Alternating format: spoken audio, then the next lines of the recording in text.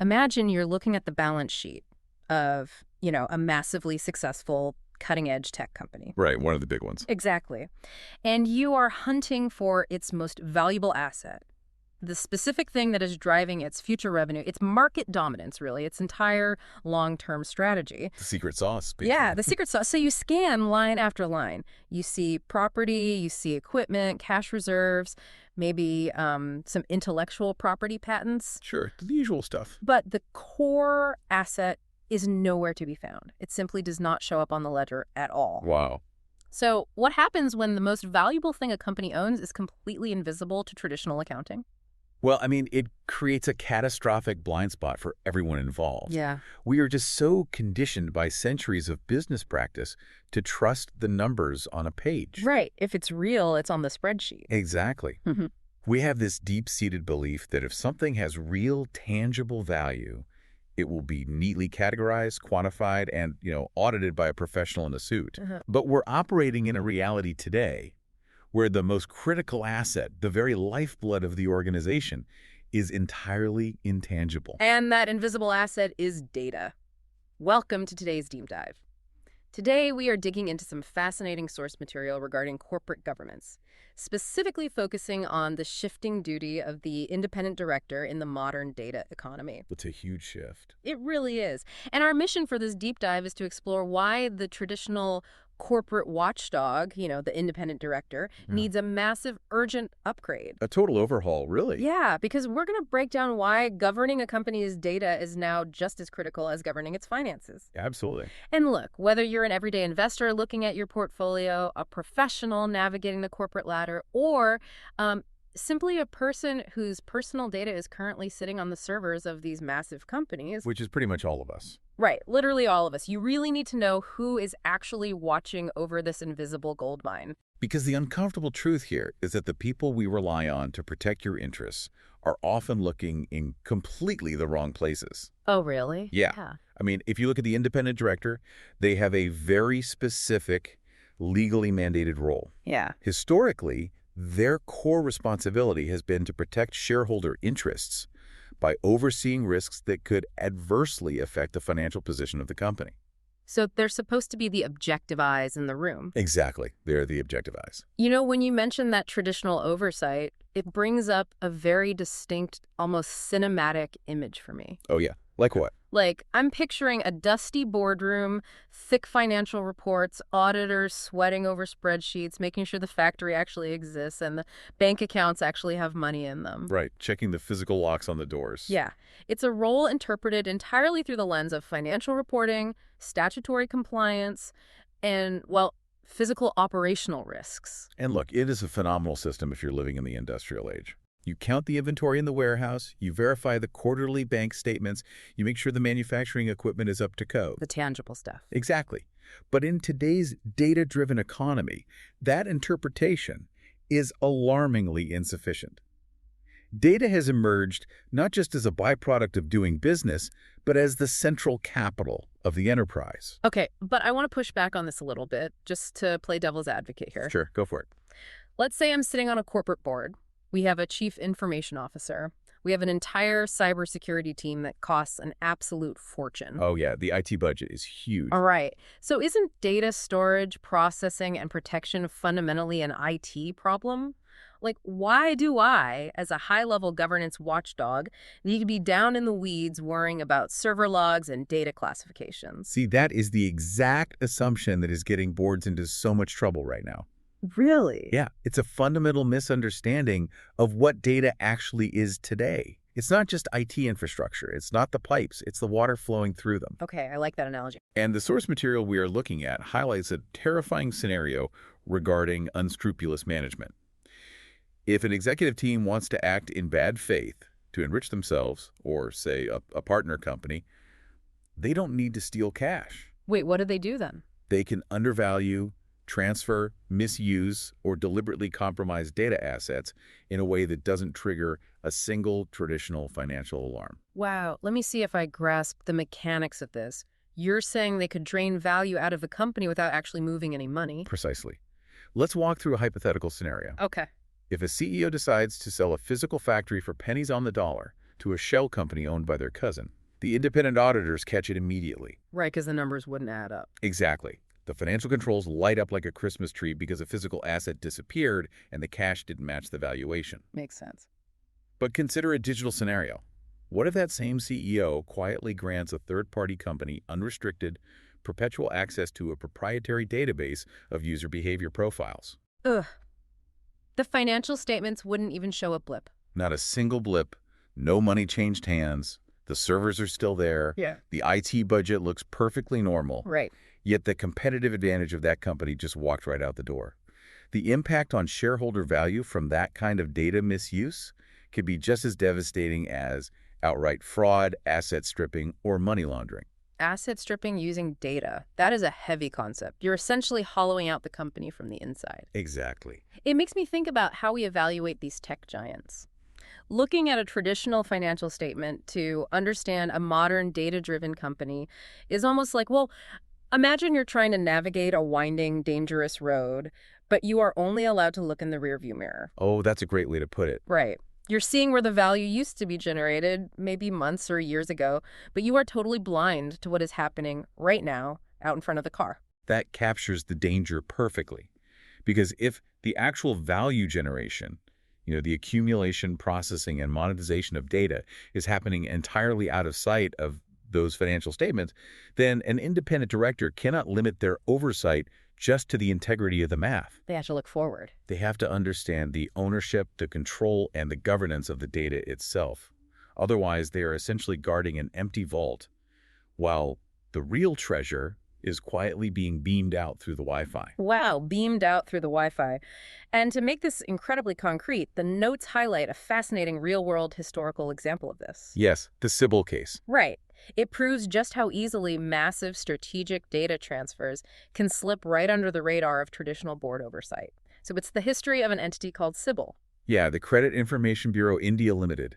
This is arguably the perfect case study for exposing the gap in legacy oversight. For some global context for you listening, Sybil functions essentially like Equifax or Experian. It's a massive repository of credit data.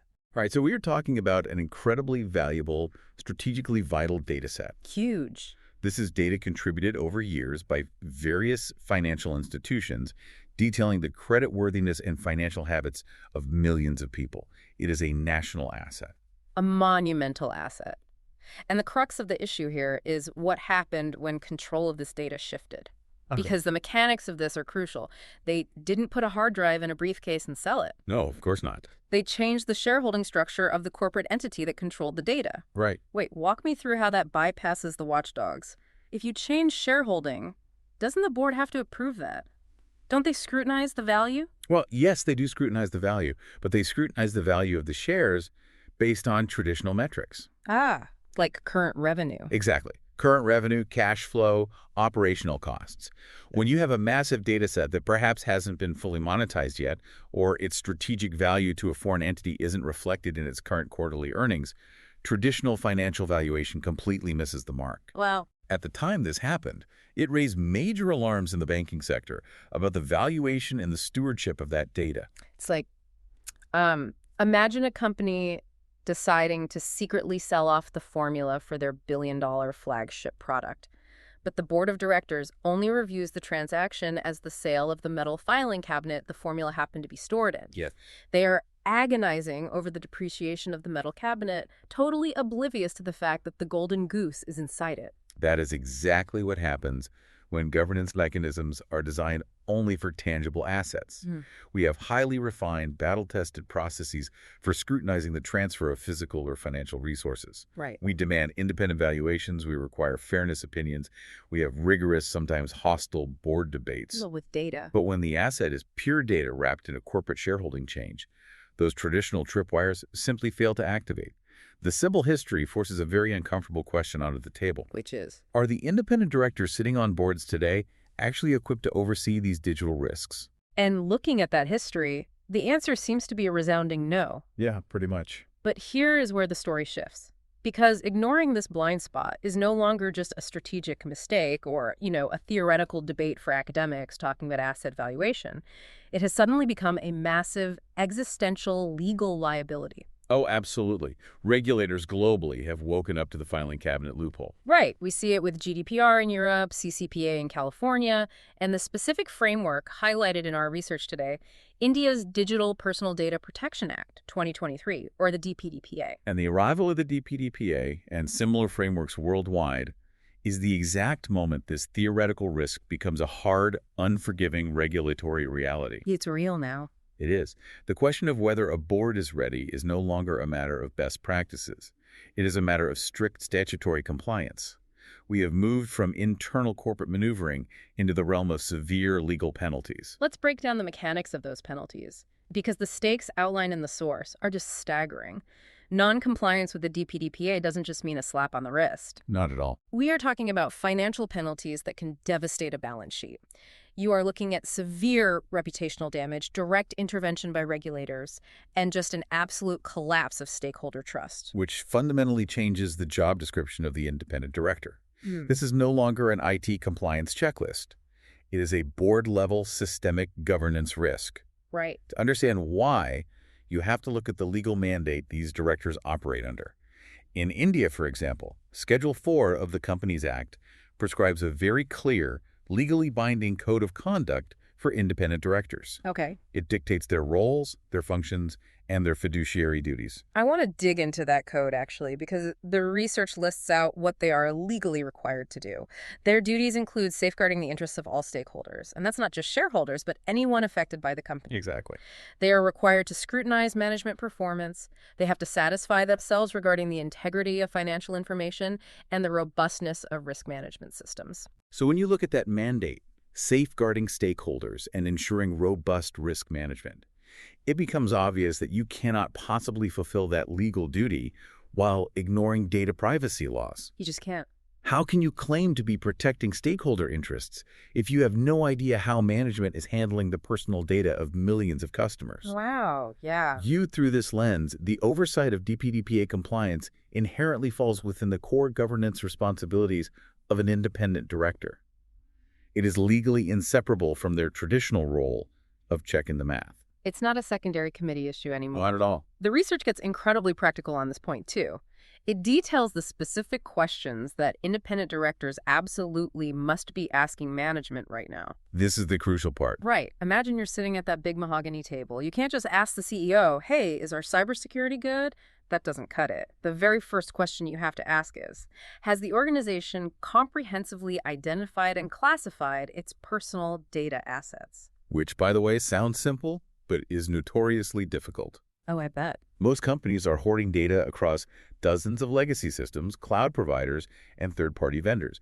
You cannot govern or protect an asset if you don't even have an accurate inventory of what you possess. Right. You can't protect what you don't know you have. So assuming management actually produces that inventory, question 2, has a rigorous DPDPA risk assessment been undertaken? Like, you have to map the law directly to your data practices. And that leads directly to the third question, which connects back to their traditional financial oversight. The money part. Right. What is the potential financial exposure arising from noncompliance? The board needs a quantified dollar value assessment of what a breach or a regulatory violation will actually cost the company. Oh, wow. And then question 4 gets into the operational weeds. Are adequate governance mechanisms in place for things like consent management, handling data principal rights, executing breach responses, and this is a big one-vendor oversight? Yeah, vendor oversight is where so many companies fail. Oh, yeah.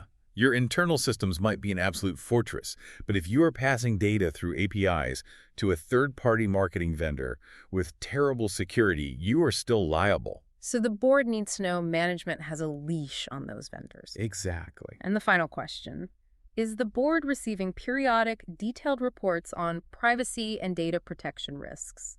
Because they can't just look at this once a year. It has to be an ongoing dialogue. Right. Those 5 questions represent a monumental shift in boardroom culture. Asking about consent management and API vendor oversight is now just as critical as interrogating the statutory audit. But this brings us to a really unsettling realization. Oh. Yeah, if the laws are this punitive and the required questions are this technical, are the watchdogs actually capable of asking them? Like, are we putting people in the room who don't even speak the language? See, that is the systemic vulnerability at the heart of this entire transition. Yeah. The research provides a very candid reflection on the current state of board readiness. It brings up the independent director's data bank. For context, this is a formal registry. Okay. In many jurisdictions, to ensure quality and independence, professionals must register and often pass proficiency assessment to be eligible to serve as an independent director. So it's essentially a centralized roster of vetted corporate watchdogs. Exactly. And the institution managing this in India is the Indian Institute of Corporate Affairs, or the ICAI. Right. But the author of the research, upon renewing their registration in this databank, had a moment of profound concern. They realized there is a massive glaring gap in the continuing education and training programs provided to these directors. They discovered that the training is still largely anchored in the past. Like it's focused heavily on Enron-style financial fraud, traditional corporate law, and legacy risk management. Which is all important. But there is almost no serious emphasis placed on DPDPA governance, data architectures, or privacy frameworks. Think about the typical demographic of a senior corporate board member. You have highly experienced executives, many of whom built their careers in the industrial era or, the very early days of the internet. Sure. Their expertise in traditional corporate strategy is invaluable. But you cannot simply expect them to intuitively grasp the nuances of decentralized data architectures, algorithmic bias, or automated consent management systems without rigorous updated training. Right. There are organizations trying to sound the alarm on this, too. The notes mention the Foundation of Data Protection Professionals in India, the FDPPI. They have been running conferences, symposiums, trying to pull board members into the room to say, listen, this is your problem now. You have to take a leadership role in data risk management. But it is an uphill battle to change decades of entrenched boardroom culture. The warning we are left with is quite stark. Yeah. If the framework of the independent director is going to survive and actually remain relevant in the coming decade, institutions like the ISA Go must fundamentally evolve their training curriculums. They have to. They absolutely must incorporate data governance, privacy compliance, and AI risk management as mandatory core elements of board education. The irony here is just hard to ignore. It really is. The entire institution of the independent director was created to be the ultimate safety net. We rely on these individuals to be the objective, highly capable adults in the room, holding management accountable. Right. Yet we are sending them into the digital economy without the basic vocabulary needed to understand the risks. It's a systemic vulnerability that impacts every single stakeholder, from massive institutional investment funds down to you, the individual consumer hoping your personal information doesn't end up on the dark web. It demands a completely new mindset. It requires the individuals in that boardroom to view data misuse with the exact same severity as they view financial embezzlement. Yes. They have to recognize historical blind spots, like the shareholding loopholes we discussed, and they have to embrace the mandates of global privacy laws as fundamental duties, not just administrative chores delegated to the IT department. So, to pull all of this together, the fundamental nature of the corporate watchdog has changed. True independence and effective governance cannot simply mean verifying the bank accounts and checking the inventory. Right. Those days are over. It means recognizing that the most valuable asset a company possesses might not exist anywhere on a traditional balance sheet. It requires active, educated stewardship of that invisible asset to protect the rights of everyone involved. It is arguably the most critical transition period in the history of corporate governance. It really is. And as an employee, as an investor, and as a digital citizen, this transition affects you directly. The competence of these boards dictates the security of your personal identity, the stability of your retirement portfolio, and really the health of the broader economy. Because if the people guarding the vault don't even know what the treasurer looks like, none of us are truly safe. Wow, yeah. Governance has to catch up to the technology. It has to. But before we wrap up today's deep dive, I want to leave you with a final thought to mull over. Something that builds on everything we've discussed today, but pushes the timeline a little further into the future. Okay, let's hear it. Well, everything we've covered today focuses on a very human dynamic. Independent directors keeping a watchful eye on human executives to ensure they don't misuse or mismanage data. Right. It relies entirely on human accountability. But look at where we are heading. Companies are rapidly integrating artificial intelligence systems that autonomously process data, analyze trends, and actually make strategic decisions based on those invisible assets. Oh, yeah. AI is taking over those processes fast. So, who is held accountable when an algorithm, rather than a human CEO, hallucinates, mishandles a massive data set, or exposes proprietary information? If the board of directors is supposed to be the ultimate, unquestionable watchdog, how on earth do they govern a machine they might not fully comprehend? That's a great question. Like, how exactly do you subpoena a neural network at a quarterly board meeting? That is the terrifying next frontier, because if data is the invisible asset, AI is rapidly becoming the invisible executive. Exactly. So the next time you read a headline about a company's brilliant new data-driven strategy, or you scan a pristine, perfectly balanced financial report, remember to ask yourself what exactly is missing from that page, and more importantly, who is actually watching it.